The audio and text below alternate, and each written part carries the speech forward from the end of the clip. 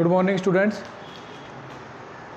पिछले वीडियो में हमने किया था एसी आर्मेचर वाइंडिंग। उसमें हमने single layer, double layer winding, full pitch और शॉर्ट पिच वाइंडिंग और कंसंट्रेटेड और डिस्ट्रीब्यूटेड वाइंडिंग की थी। ये वो आर्मेचर वाइंडिंग थी जो एसी मशीन के लिए हम इस्तेमाल करते थे। दूसरी हमारी जो मशीन थी वो है हमारी डीसी मशीन, चाहे वो हमारा डीसी जनरेटर है, चाहे वो डीसी मोटर है। तो उसकी जो आर्मेचर वाइंडिंग होगी उसको हम अलग नाम देंगे।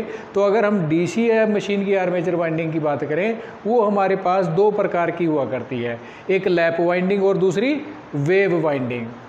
और अगर इनके कम्यूटेटर के ऊपर कनेक्शन की बात करें, उस वे से हम इसको दो अलग नाम दे सकते हैं, प्रोग्रेसिव वाइंडिंग और रेट्रोग्रेसिव वाइंडिंग। वो दोनों लैप वाइंडिंग भी प्रोग्रेसिव हो सकती है और रिट्रोग्रेसिव, और वेव वाइंडिंग भी प्रोग्रेसिव और रिट्रोग्रेसिव हो सकती है। तो डीसी मशीन में आर्मेचर की जो वाइंडिंग है उसको कम्यूटेटर पे कनेक्ट कैसे किया जाता है, उसी तरीके से उनके दो प्रकार हैं, लैप वाइंडिंग और वेव वाइंडिंग।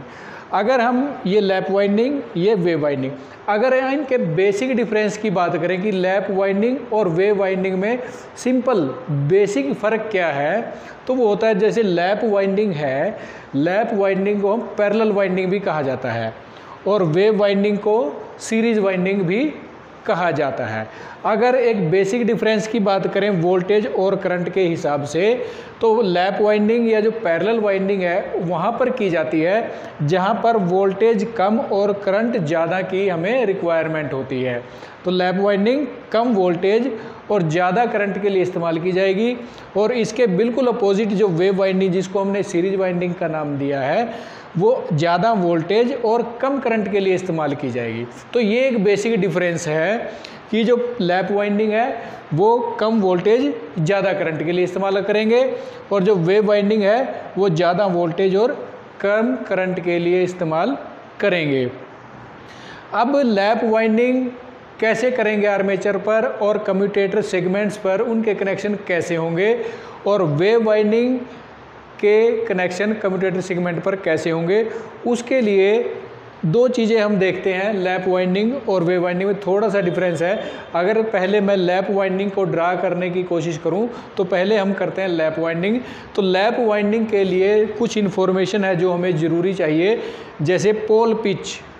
लैप वाइंडिंग में जो हमारी पोल पिच है वो कोयल पिच एक जैसी हुआ करती है, दोनों बराबर होती हैं, पोल पिच भी और कोयल पिच भी, और दोनों का फार्मूला होता है S/P। यहाँ पर S का मतलब है नंबर ऑफ स्लॉट्स, आर्मेचर पर कितने स्लॉट्स बने हुए हैं, और divided by P number of poles, की हमारे कितने पोल की वो मशीन है डीसी मशीन।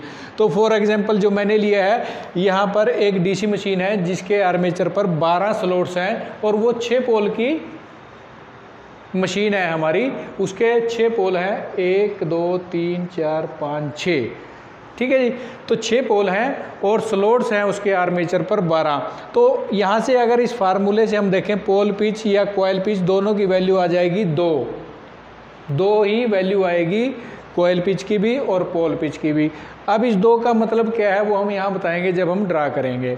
दूसरा होता है कम्यूटेटर पिच।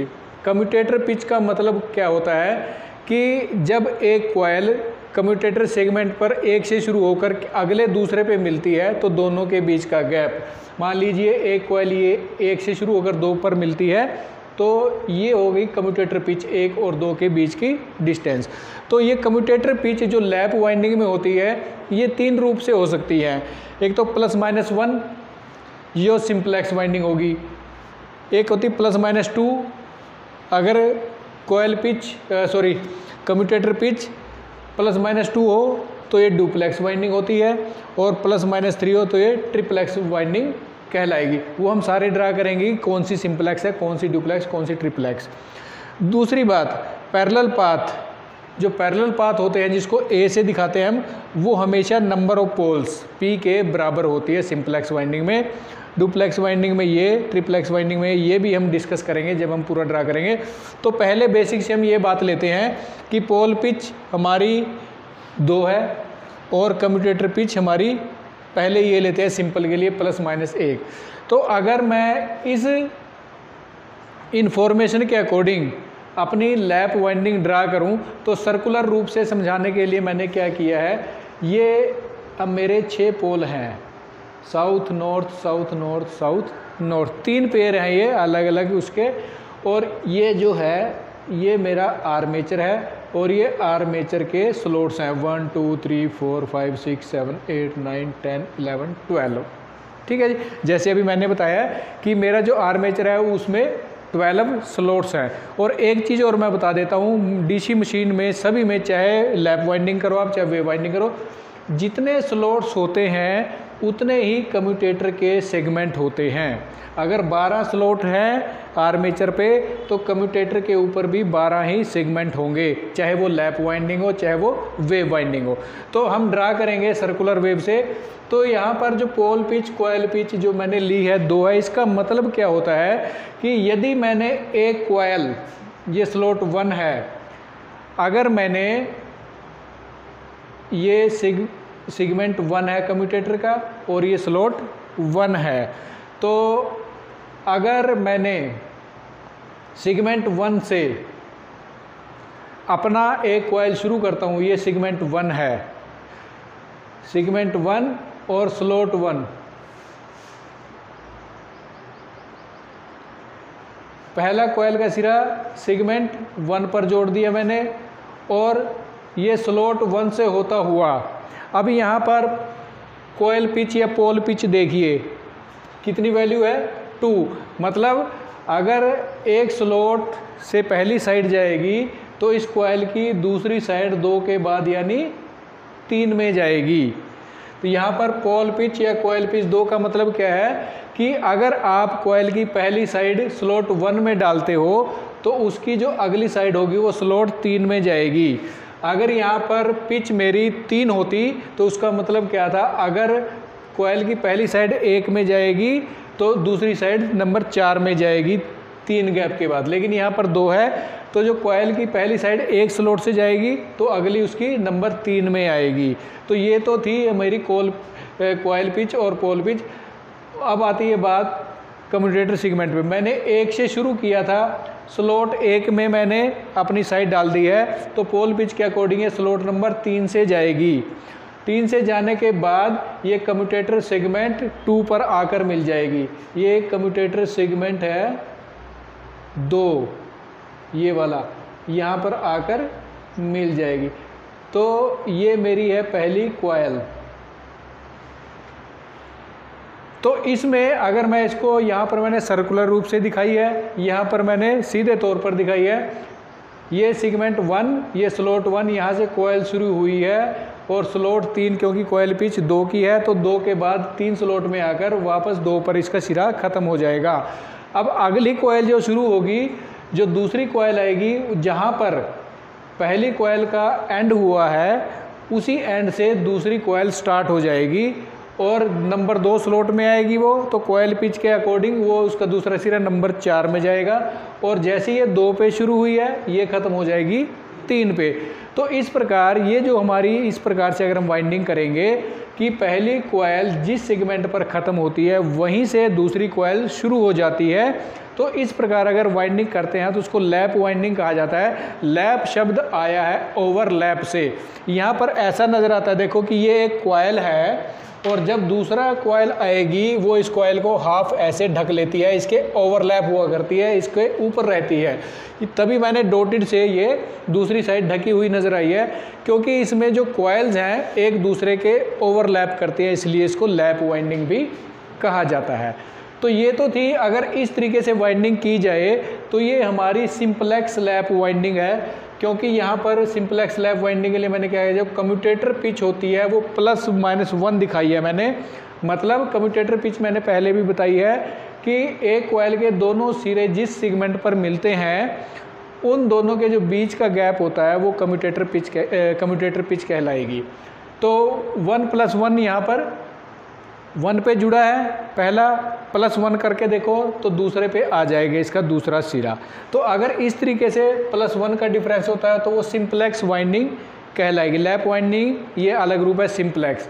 दूसरा है, अगर मैं कम्यूटेटर पिच में प्लस माइनस 2 का डिफरेंस रखूं कि मान लीजिए पहला सिरा मेरा 1 से शुरू हुआ है तो +2 अगर मैं करूं तो अगला सिरा कहां पर जाएगा, 1 + 2 कितने पे जाएगा, 3 पे जाएगा। तो ये मेरी कोयल का पहला सिरा यहाँ से होता हुआ ये दूसरा सिरा आगे 3 पर ख़त्म हो गया, और अगर दूसरी कोयल 2 से शुरू होगी तो उसका कहाँ जाएगा, 4 पे। सभी में 2 का डिफरेंस रहेगा। तो अगर इस प्रकार से लैप वाइंडिंग की जाए तो ये कहलाएगी ड्यूप्लेक्स। ड्यू का मतलब 2, सिंपल का मतलब सिंपल जिसमें एक ही कई फ़र्क रहे। अगर ये डिफरेंस मैं +-3 का कर दूं तो पहली कोयल का जो पहला सिरा 1 पे है तो वो जाकर आगे 4 पे ख़त्म होगा। तो 1 + 3 = 4। यहाँ पर जो डिफरेंस है वो 3 कम्यूटेटर पिच का आएगा।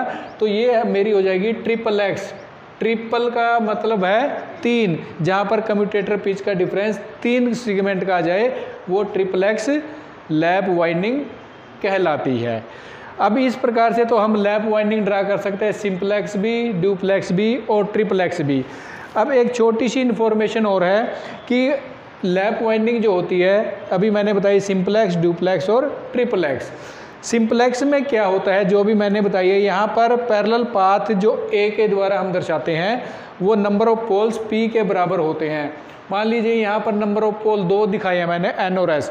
तो इसमें से जो मेरे पैरेलल पाथ का मतलब क्या होता है, करंट जाने और आने का रास्ता। तो यहाँ पर करंट जाने के लिए भी 2 हैं और करंट वापस आने के लिए भी 2 पैरेलल पाथ हैं। ये तो है सिंपलेक्स के लिए कि अगर सिंपलेक्स वाइंडिंग है तो जितने नंबर ऑफ पोल्स होंगे तो उतने ही पैरेलल पाथ होंगे। 2 पोल हैं, एक नॉर्थ एक साउथ। नॉर्थ में भी 2 कंडक्टर करंट जाने के लिए रहेंगे, साउथ में भी 2 पैरेलल पाथ करंट आने के लिए रहेंगे। अगर वाइंडिंग ड्यूप्लेक्स हो जाए, ड्यूप्लेक्स में A = 2P, मतलब जो पैरेलल पाथ होते हैं वो पोलों की संख्या से दुगने हो जाते हैं। पोल मेरे पास 2 हैं तो ड्यूप्लेक्स में क्या रहेगा कि N के अंडर ये 4 मार्ग बन जाएंगे और साउथ में भी करंट आने के लिए भी 4 होंगे, क्योंकि हर एक कोयल के ऐसे टर्न हो जाएंगे। ड्यूप्लेक्स में डबल टर्न हो जाएंगे, अगर यहाँ 2 हैं तो वहाँ 4 हो जाएंगे।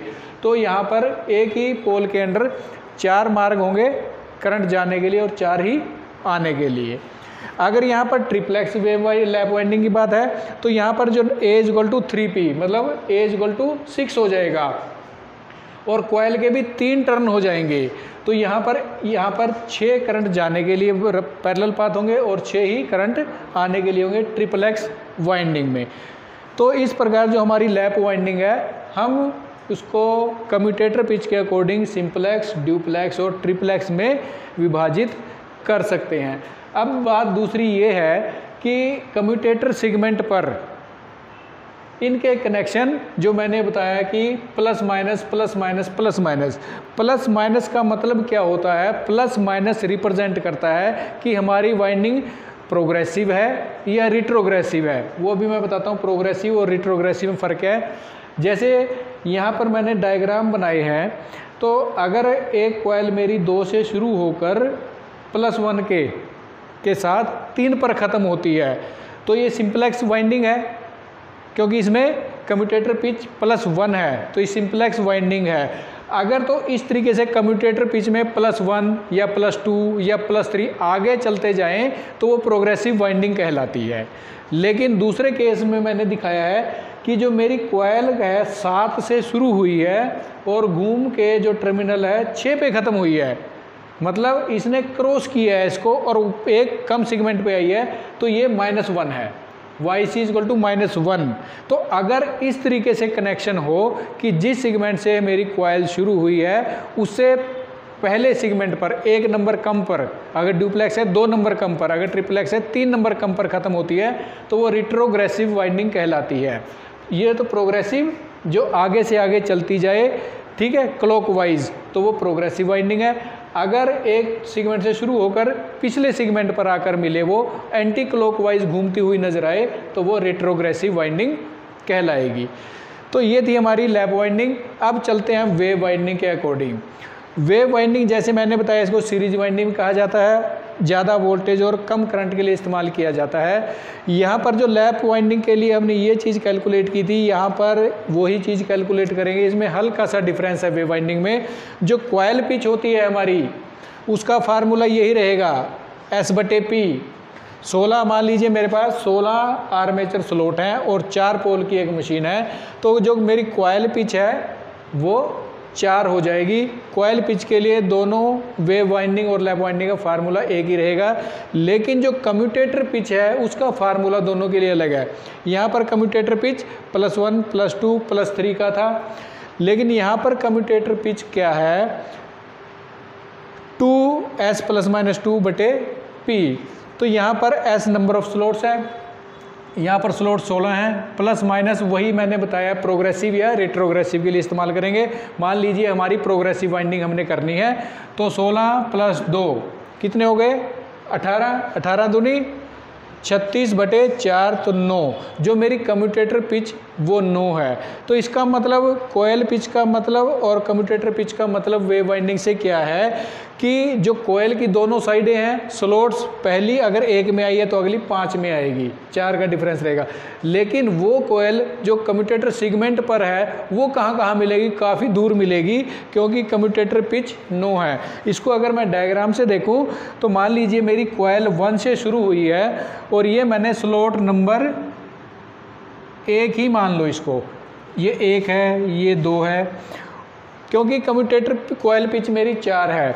अगर सेगमेंट 1 से शुरू हुई है और स्लॉट भी 1 है, तो ये इसकी कोयल की जो दूसरी साइड है वो कौन से में आएगी, 4 कोयल पिच है, तो अगर पहले स्लॉट में आई है एक साइड तो दूसरी आएगी 5 में, क्योंकि कोयल पिच का मतलब क्या है, कोयल की दोनों साइडों के बीच की दूरी जो 4 है। अगर पहली साइड 1 नंबर स्लॉट में आई है तो दूसरी 5 में आएगी। लेकिन जो कम्यूटेटर पिच है, कम्यूटेटर पिच मैंने पहले बताई है, कम्यूटेटर क्या पिच क्या होती है, एक कोयल के दोनों सिरे जिन सेगमेंट पर मिलते हैं उनके बीच की दूरी। अगर पहला 1 पे मिला है और इस कैलकुलेशन के अकॉर्डिंग 9 का कम्यूटेटर पिच है, तो 1 के बाद 9 मतलब 10 नंबर पर जाकर उसका दूसरा सिरा मिलेगा। तो यहाँ से ये शुरू हुई है और ये 10 पर आकर मिलती है। दूसरी कोयल अगर 2 से शुरू होगी और इसका स्लॉट 2 है, तो वही कोयल पिच के अकॉर्डिंग दूसरा सिरा 6 में आएगा और सेगमेंट 11 पर मिलेगी ये। अब अगर इसी कोयल को मैं आगे बढ़ाऊं तो इसको मान के चलो ये यहाँ से शुरू हुई है और यहाँ पर ख़त्म हुई है, यहीं से अगली कोयल ये शुरू हुई है, यहाँ ख़त्म हुई है। तो लैप वाइंडिंग और वेव वाइंडिंग में थोड़ा सा डिफरेंस देखो। लैप वाइंडिंग में जहाँ पर एक शुरू हुई थी वहीं पर दूसरी शुरू हुई थी, लेकिन जो दोनों के स्टार्टिंग एंड थे वो एक ही पोल के अंडर थे, दोनों ही नॉर्थ पोल के अंडर थे। लेकिन यहाँ एक कोयल का स्टार्टिंग और यहाँ जब ख़त्म हुई है, शुरू ये भी वहीं हुई है, लेकिन अगले नॉर्थ पोल के अंडर आएगी। जैसे लैप में 2 कोयल का स्टार्टिंग सेम पोल के अंडर आया था, तो यहाँ पर वेव वाइंडिंग में पोल की पोलैरिटी तो वही होगी, लेकिन अगले पोल के अंडर जाएगी, ये सेम पोल के अंडर ना जाकर अगले पोल के अंडर जाएगी। तो अगर इस प्रकार से हम ये वाइंडिंग करते हैं तो ये वेव वाइंडिंग कहलाती है। वेव वाइंडिंग का दूसरा नाम सीरीज है। सीरीज में देखो, अगर मैं इस कोयल की बात करूं, यहाँ से ख़त्म हुई, यहीं से फिर अगली शुरू हो जाएगी, फिर अगली शुरू हो जाएगी। ये हमें ऐसा प्रतीत होता है कि ये सीरीज में जुड़ी हुई है। और वेव नाम है इसका, वेव का मतलब होता है तरंग, लहर। और अगर मैं इसको वैसे देखूं तो ये देखो ऐसे नज़र आएगी जैसे कोई वेव्स बनी हुई हो, इसलिए इसको वेव वाइंडिंग भी कहा जाता है। पैरेलल पाथ की अगर बात करूं, वेव वाइंडिंग या सीरीज वाइंडिंग की एक खास बात है, मशीन के जितने नंबर मर्जी पोल हों, पोल नंबर 2 हो, 4 हो, 6 हो, 8 हो, पैरेलल पाथ हमेशा 2 ही रहेंगे। करंट आने के लिए भी, करंट जाने के लिए भी 2 से ज़्यादा नहीं होंगे, पोल मशीन के चाहे जितने मर्जी रहें। तो इस प्रकार लैप वाइंडिंग और वेव वाइंडिंग, ये थे हमारे लैप वाइंडिंग जिसको पैरेलल वाइंडिंग कहा था, वोल्टेज कम और करंट ज़्यादा के लिए। वेव वाइंडिंग जिसको सीरीज वाइंडिंग कहा था, अधिक वोल्टेज और कम करंट के लिए ड्रा करेंगे। और अगर कम्यूटेटर पर इन दोनों वाइंडिंग के कनेक्शन की बात करें, दो तरीके से हो सकता है। प्रोग्रेसिव वाइंडिंग, जब वाइंडिंग हमें आगे से आगे फॉरवर्ड होती हुई क्लॉकवाइज चलती हुई नजर आए, एक अगले सेगमेंट पर आकर मिले वो, तो प्रोग्रेसिव वाइंडिंग है। अगर किसी कॉइल का दूसरा सिरा उससे बैक आकर मिले, एंटी क्लॉकवाइज दिशा में एक कम पर आकर मिले, इस प्रकार का कनेक्शन रेट्रोग्रेसिव वाइंडिंग कहलाता है। तो ये था आज का हमारा टॉपिक डीसी आर्मेचर वाइंडिंग, जिसमें हमने lap winding, wave winding, progressive और रेट्रोग्रेसिव वाइंडिंग का पूरी तरीके से एक्सप्लेन किया। Thank you.